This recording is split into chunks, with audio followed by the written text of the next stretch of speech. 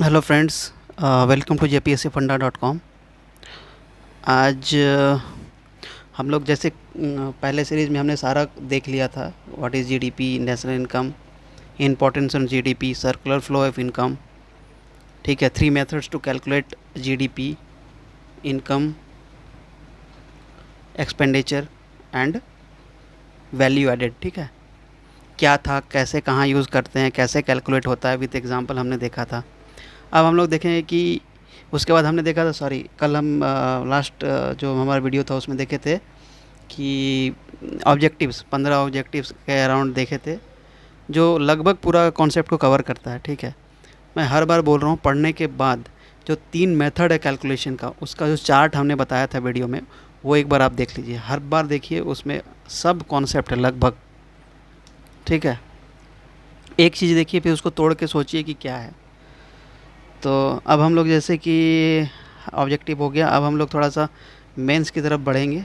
2-3 question, 4 question लगभग देखेंगे 2 videos में। ठीक है, लेकिन बार बार यही हम आपसे रिक्वेस्ट कर सकते हैं कि भाई जब आप आगे बढ़े तो उसको पढ़िए कि जो नए लोग हैं उनको थोड़ा सा मतलब कठिनाई होगी इसको समझने में।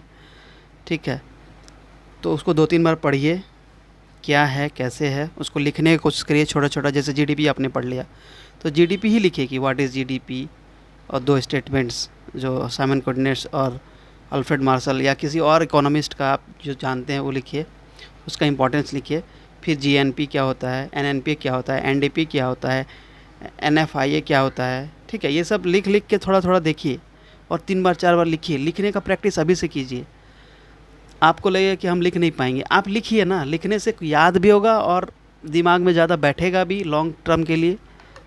तो उतना सोचना नहीं है, जो छोटा छोटा चीज़ आता है लिखिए, छोटा लिखिए, छोटा लिखिए, फिर उससे थोड़ा बड़ा, थोड़ा बड़ा।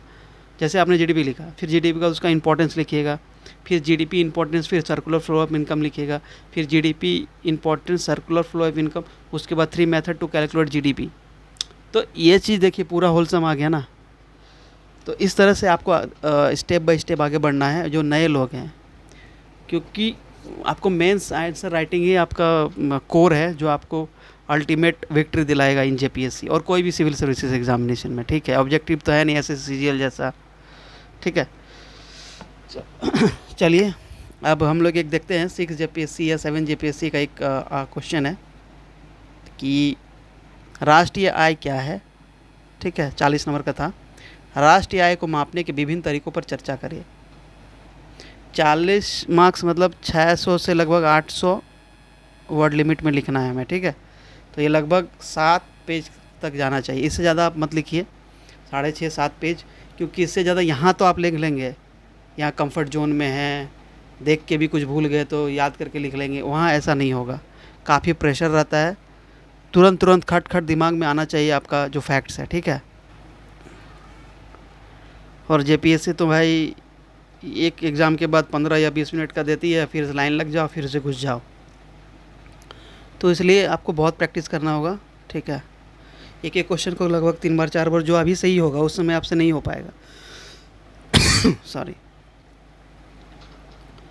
हम सैम्पल कॉपी भी दिखाएंगे अपना, दूसरे लोगों का भी दिखाएंगे। ठीक है, तो चलिए पहला देखते हैं। राष्ट्र, ये एक हो गया, और क्या है देखिए, राष्ट्रीय आय क्या है। दूसरे तरह से इस क्वेश्चन को देखिए, इसकी गणना क्यों की जाती है, इंपॉर्टेंस यहाँ पे पूछ लिया। फिर राष्ट्रीय आय की गणना करने की 3 प्रमुख विधि। ठीक है, चलिए अब देखते हैं इसको कैसे लिखेंगे। आपको पता ही है मेंस में 3 चीज़ पर ध्यान देना है। जब आप शुरू लिखते हैं तो उसको बोलते हैं इंट्रोडक्शन पार्ट, इंट्रो पार्ट। ठीक है, पार्ट 1, फिर पार्ट 2 में बॉडी आ जाएगा जो मेन चीज़ है आपका, और फिर कंक्लूज़न पार्ट 3 में। सारा फिगर यही 2 में बनेगा, कंक्लूज़न में कोई फिगर नहीं, हालांकि आजकल बनाते हैं। ठीक है, और कंक्लूज़न से पहले जहाँ ज़रूरत हो वहाँ पे वे फॉरवर्ड।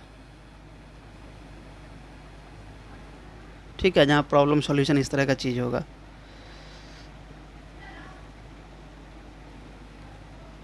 ठीक है, तो चलिए देख लेते हैं। 3 ही वे में आपका जाएगा, इंट्रो, बॉडी, वे फॉरवर्ड और कंक्लूज़न।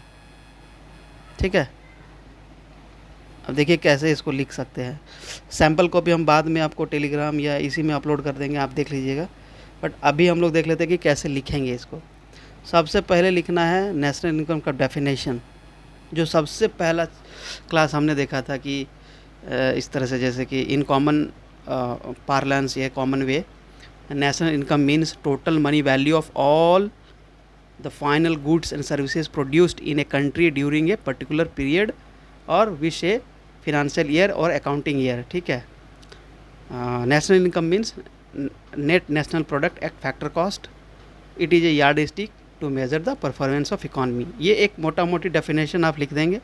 उसके बाद नेशनल इनकम का फॉर्मूला लिखेंगे, ठीक है, जिसे रेंट वेजेज ये सब, थोड़ा सा हल्का सा एक लाइन, ये हो जाएगा आपका।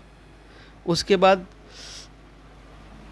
आपको लिखना है कि भाई आपका जो मतलब जो ये मार्शल साहब और ये इन्होंने क्या बोला था।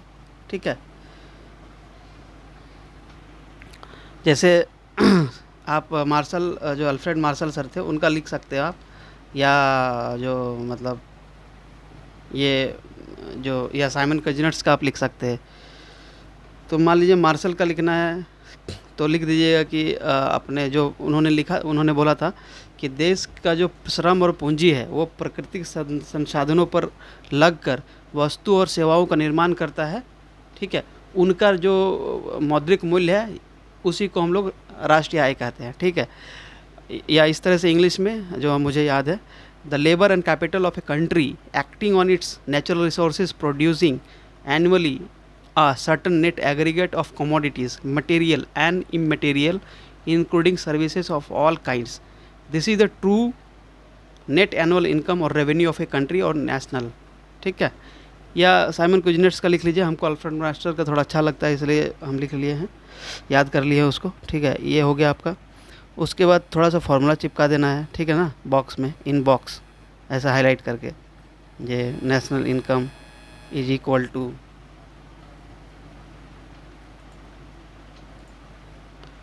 रेंट, मतलब जो भी रेंट प्लस आपका वेजेस प्रॉफिट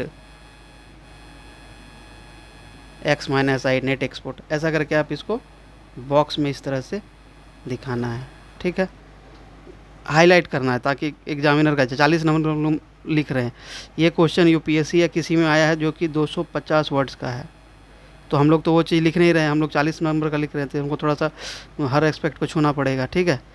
उसके बाद ये हो गया इंट्रो। इंट्रो लोग मोटा मोटी आप मान लीजिए कि लगभग 100 से 110 वर्ड में हो जाएगा आपका, या 120 वर्ड जो भी हो। ठीक है। इंट्रो ये 100 से 120। ठीक है। उसके बाद हम लोग बॉडी में आएंगे। बॉडी में एक छोटा सा मतलब जो सर्कुलर फ्लो है इनकम है उसको दिखा देंगे हल्का सा। ठीक है। उसके बाद नहीं सॉरी, इससे पहले आपका यहीं पे सॉरी, इंट्रो के बाद एक मिनट, इंट्रो के बाद आप क्या करेंगे कि यहाँ पे इस तरह से लिखेंगे इम्पोर्टेंस ऑफ एनआई। ठीक है। इसको इस तरह से करेंगे। उसके बाद इस तरह से, क्योंकि इस यहाँ इम्पोर्टेंस पूछा नहीं है, ठीक है, दूसरे वाले क्वेश्चन में पूछा है, तो ऐसे करके आप लिख सकते हैं क्या क्या इम्पोर्टेंस था जो हमने बता दिया था आपको। ठीक है। कंप्रिहेंसिव मेज़र करने के लिए, मतलब जो राष्ट्रीय आय का महत्व क्या है वो लिखना है, बस पॉइंट्स में आपको लिख देना है। ठीक है। या जैसे भी आप चाहते हैं ऐसे ऐसे करके, जैसे भी आपको, ये ज़्यादा बेटर है, इस तरह पर मत कीजिए, इसी तरह अच्छा रहेगा। ठीक है। ये करने के बाद या मतलब 3 4 5 यदि आपको लिखना है तो ऐसे करके लिख दीजिए। ठीक है। या स्टार करके 1 2 3। ठीक है। और जब भी लीजिए लिखिए तो इस तरह से, दूसरा जब बॉक्स, तो बॉक्स में इम्पोर्टेंस ऑफ नेशनल इनकम, फिर इस तरह इस तरह इस तरह इस तरह इस तरह इस तरह। ठीक है। तो ये हो गया। आप ये थोड़ा सा आपको प्रैक्टिस डेवलप करना होगा। ठीक है। उसके बाद हम लोग क्या देखेंगे, 3 मेथड्स। ठीक है। उसमें लिखेंगे कि राष्ट्रीय या नेशनल इनकम, राष्ट्रीय आय या नेशनल इनकम मापने की 3 विधियां हैं, ठीक है। किस तरह है, सॉरी उससे पहले ये लिख लीजिए कि मैंने राष्ट्रीय आय मापने की विधियाँ या method to measure the national income कैसे पढ़ेंगे, उसमें थोड़ा सा इंट्रो लिख दीजिएगा कि ऑल द गुड्स, सभी जो वस्तु और सेवाएं हैं जो कि एक देश में उत्पादित है, उसको मनी वैल्यू में कन्वर्ट करके राष्ट्रीय आय को मापा जाता है, ठीक है। मतलब 10 पेन है तो 10 रुपया का पेन, उसको मनी मतलब मॉनेटरी वैल्यू में कन्वर्ट करके पेन को मॉनेटरी वैल्यू में मेजर करते हैं, ठीक है, मौद्रिक मूल्य में, ठीक है। मतलब जो भी हम लोग प्रोड्यूस करते हैं वो या तो यूज़ होगा कंजम्पशन के लिए या सेविंग के लिए, तो सबको मिला के कंजम्पशन होगा तो कोई खरीदेगा उसके लिए पैसा देगा, या सेविंग होगा तो वो रखा हुआ, उसका मॉनेटरी वैल्यू सबको मिला के नेशनल इनकम मापते हैं। तो इसका मतलब जो 3 मतलब ये आपका व्यय विधि और जो वैल्यू एडेड विधि है और एक्सपेंडिचर, इस तीनों को फिर लिखना है। तीनों को लिखते समय फिर आपको मतलब इस तरह से, ये तो क्लासिफिकेशन या इस तरह से भी लिख सकते हो आप, ठीक है। यहाँ पे एक फिर या फिर टेबल बना दीजिए, 1 2 तीनों यहाँ पे दिखा दीजिए थोड़ा सा शॉर्ट में, ठीक है। यहाँ पे आउटपुट, एक्सपेंडिचर और इनकम, ठीक है। तो यहाँ पे जैसे एक्सपेंडिचर में कंजप्शन एक्सपेंडिचर, गवर्नमेंट इन्वेस्टमेंट, ये सब। फिर फैक्टर इनकम में मान लीजिए कि self employment, wages, salaries, profit, ठीक है, ये सब। फिर आउटपुट में जैसे primary sector, secondary, tertiary sector का वैल्यू एडिशन, ये तीनों आप इसमें दिखा दीजिए, ठीक है। हम पहले ये सब चीज़ छोटा छोटा पार्ट में हम लोग पढ़ा चुके हैं, हम लोग देख चुके हैं, ठीक है। इतना करने के बाद आपको ये 3 मेथड का आपने दे दिया इंट्रो, ठीक है। उसके बाद पहला मेथड आएगा एक्सपेंडिचर, या जो भी मान लीजिए value added method, product method मान लीजिए, ठीक है, वैल्यू एडिशन मेथड है, ठीक है, या जो भी आपको लिखना है उसका थोड़ा सा लिखिए। फिर जीवीए क्या है, फाइनल जो वैल्यू ऑफ आउटपुट, मतलब जो आउटपुट है उसका मौद्रिक मूल्य और माइनस इंटरमीडिएट, ठीक है, यही वैल्यू एडिशन होता है, मध्यवर्ती वस्तु।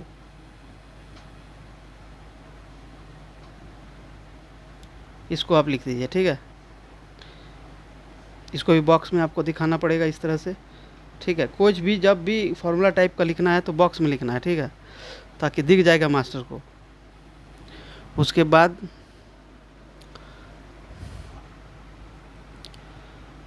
क्या है वो लिखने के बाद प्रिकॉशंस लिखना है, ठीक है, प्रिकॉशंस सेम में।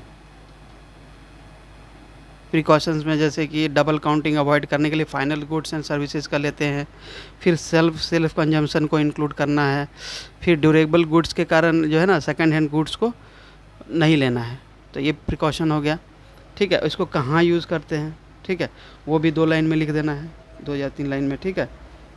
उसके बाद ये हो गया वैल्यू एडेड मेथड। फिर हम लोग देखेंगे इनकम मेथड, ये इसको लिखिए।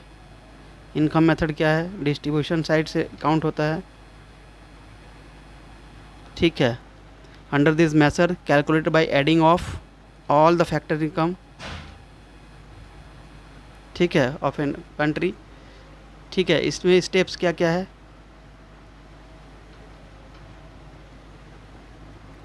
कि जैसे कि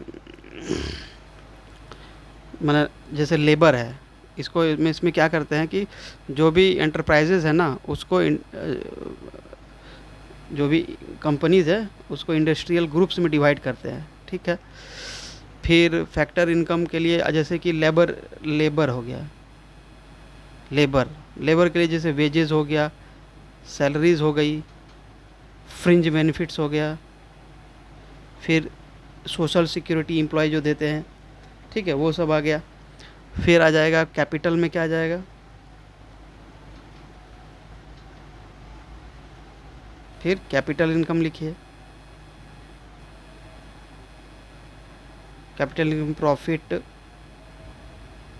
प्लस इंटरेस्ट प्लस डिविडेंड, ठीक है। फिर उसके बाद मिक्स्ड इनकम लिखिए, ठीक। उसके बाद ये वैल्यू लिखिए कि y बराबर हो जाएगा W plus R wages plus rent plus income profit for net export. इसको बॉक्स में बंद करिए, ठीक है। ये हो गया आपका इनकम मेथड है, ठीक है। फिर उसके बाद आपको लिखना है, ये पूरा चीज़ दिया हुआ था, ठीक है। इसका प्रिकॉशंस लिखिए, प्रिकॉशंस सावधानियाँ, सावधानियाँ लिखिए। सावधानियाँ में जैसे कि पेंशन, उसके बाद सोशल इंश्योरेंस, ये सब नहीं लेते हैं। Receipt from second hand goods, ये सब नहीं कैलकुलेट किया जाता है। फिर लॉटरी से जो गेन होता है वो नहीं होता है, विंडफेल गेन बोलते हैं, ठीक है। ये सब चीज़ इंक्लूड नहीं करते, तो ये आपको लिखना है। उसके बाद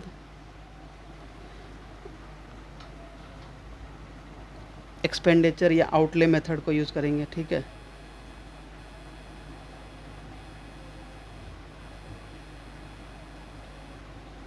एक्सपेंडिचर या आउटले मेथड में क्या होगा कि जो सोसाइटी, जो हाउस होल्ड है, उसने जो खर्च किया है सामान खरीदते समय, उसको समेशन करते हैं, ठीक है। तो ये हो जाएगा आपका C प्लस आई प्लस जी प्लस एक्स माइनस एम। सी मतलब आपका हो गया प्राइवेट कंजम्पशन एक्सपेंडिचर, फिर प्राइवेट इन्वेस्टमेंट, फिर गवर्नमेंट एक्सपेंडिचर, फिर नेट एक्सपोर्ट, ठीक है। ये वाई या जीडीपी जो भी मान लीजिए, इसको फिर बॉक्स में डालना है इस तरह से, ठीक है, बढ़िया से एकदम रेक्टेंगल बॉक्स में, ठीक है। ये हो गया। इसमें भी प्रिकॉशंस देख लेंगे, वही सेकंड हैंड गुड्स, मतलब एक्सपेंडिचर में भी सेकंड हैंड गुड्स बेचने पर वो नहीं होता है। फिर purchase of share and bonds,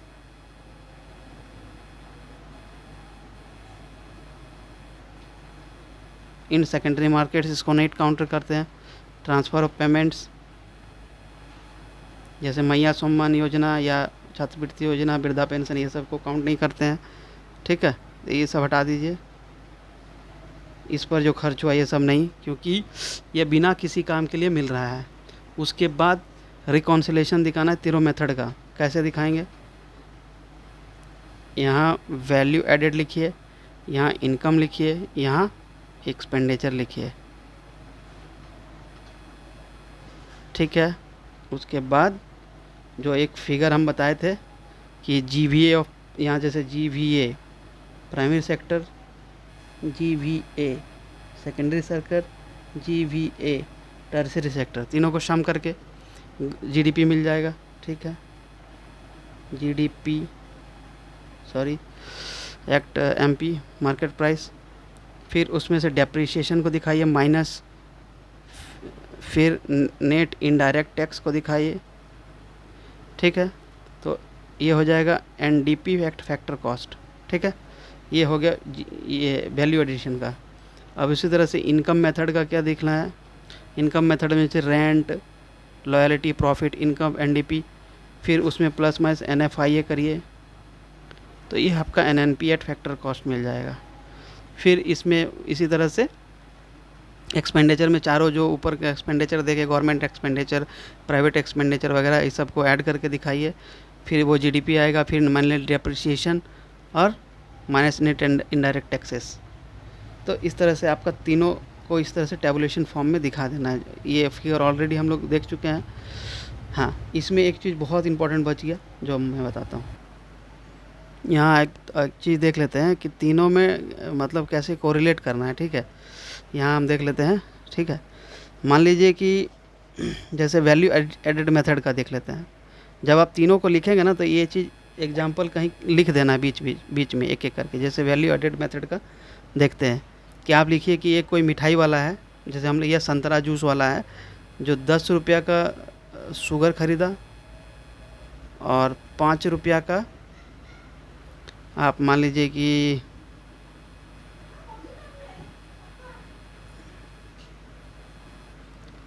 ₹5 का संतरा खरीदा, ठीक है, जूस बनाया या ₹20 का, तो ये 15 से कितना हो गया 20, ठीक है। ये सब एग्जांपल आपको मतलब देना है, ठीक है, ठीक है। जो जहाँ भी आपको एग्जांपल लगेगा आपको लिखना है। अब देखिए तीनों का किस तरह से कोरिलेशन करते हैं, ठीक है। जैसे मान लीजिए कि पहला हम लोग लेते हैं, एक मान लीजिए ए और बी है, ठीक है, दो कंपनी है। ए कोई भी रॉ मटेरियल यूज़ नहीं करता है, ये हम लोग देखे भी थे पहले। ए कोई भी रॉ मटेरियल यूज़ नहीं करता है और एक ₹100 का मान लीजिए कि कॉटन प्रोड्यूस करता है, ठीक है। अभी बांग्लादेश में कॉटन कपड़ा का बहुत दिक्कत है, हम लोग का टेंशन चल रहा है, तो कॉटन मान लीजिए। और तो इसका इनपुट कितना हुआ, सॉरी, इसका इनपुट कोई भी कॉस्ट नहीं लगा, तो जीरो रॉ मटेरियल का, ठीक है। और ये प्रोड्यूस करता है आपका ₹100 का कॉटन, तो इसका वैल्यू एडिशन ₹100 हो गया ए का। अब बी यही ₹100 खरीदा, ठीक है, इसको ₹100 दिया, ये कॉटन खरीद लिया ₹100 का। और मान लीजिए कि एक शर्ट बनाया जिसका ₹250 है, इसका वैल्यू एडिशन कितना हुआ 150, 250 माइनस 100।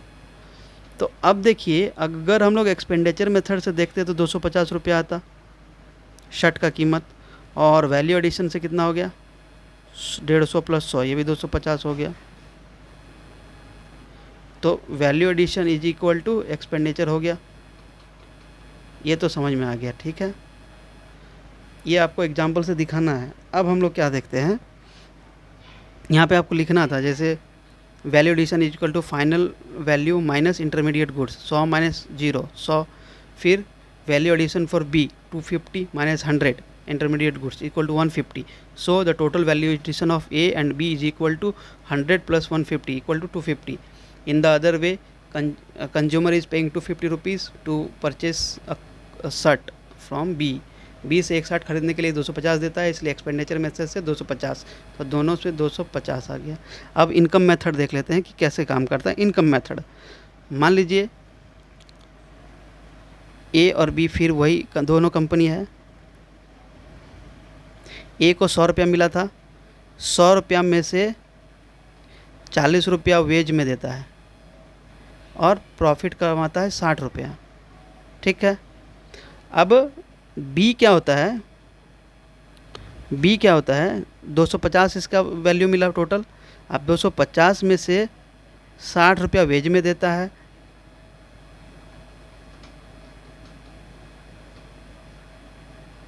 और सॉरी एक मिनट, सॉरी इसको 150 इसका टोटल प्रॉफिट हुआ, मतलब 150 वैल्यू एडिशन हुआ था क्योंकि ₹100 तो इसमें बी को पे किया था, तो 250 में से 100 150, ₹60 खुद रखता है, सॉरी ₹60 देता है वर्कर को, ठीक है, नहीं यहाँ पे बी देता है ₹60 वर्कर को और प्रॉफिट रखता है ₹90। तो यहाँ भी यदि आप टोटल देखिएगा तो 250 आएगा, 60 40 वेजेस कितना हो गया, ये वेजेस हो गया, और ये कितना आ गया 60 90 150, 150 100 250 आ गया। तो टोटल हमारा जो इनकम मेथड से मतलब the summation of reward of all the factors of production, factors of production is equal to 250 ही हुआ, तो इनकम मेथड में भी 250 आता है, ठीक है। तो इस तरह से हम लोग तीनों मेथड को देखते हैं तो 250 आया। ये एग्जांपल आपको देना है, ठीक है। इसको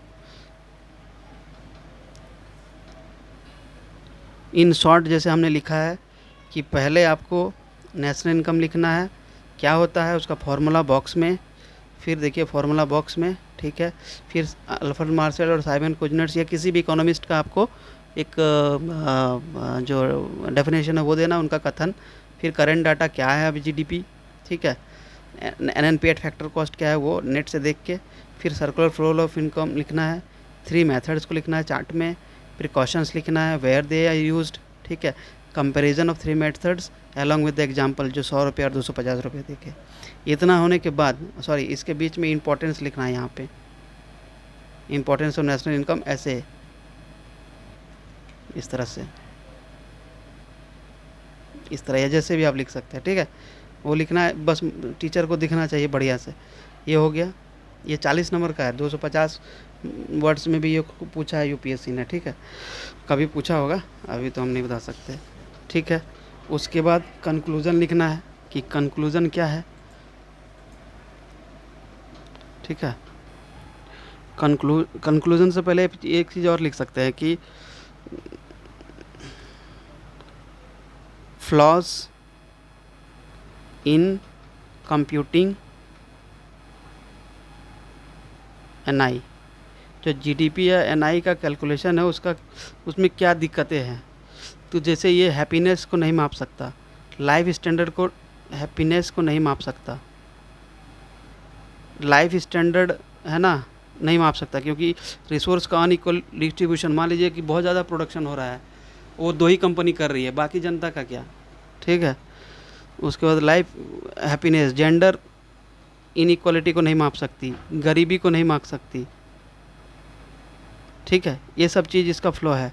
उसके बाद मतलब उसके बाद थोड़ा सा वे फॉरवर्ड, HDI ह्यूमन, ठीक है, ह्यूमन डेवलपमेंट इंडेक्स, GNI, फिर ये सब गिनी कोफिशिएंट, ये सब, ठीक है। थोड़ा सा इसको बस वे फॉरवर्ड में लिख देना है। उसके बाद लिखना है कि कंक्लूज़न में लिखना है कि राष्ट्रीय आय सभी वस्तुओं सेवाओं का योग है, ठीक है। ऊपर का थोड़ा सा पोर्शन लेके लिख देना है। उसके बाद नीचे लिखना है कि अभी रिसेंट 10 साल में इस तरह का उतार चढ़ाव आया है, जो हमने ऑब्जेक्टिव में देखा था, तब भी हमारा जो जीडीपी है स्टेडली इंक्रीज़ कर रहा है, और हम लोग अभी 5th इकोनॉमी है in terms of GDP, and we are heading towards 3rd, replacing Japan और जर्मनी, ऐसा करके लिखना है। बस मैक्सिमम 30 से 40 वर्ड्स में,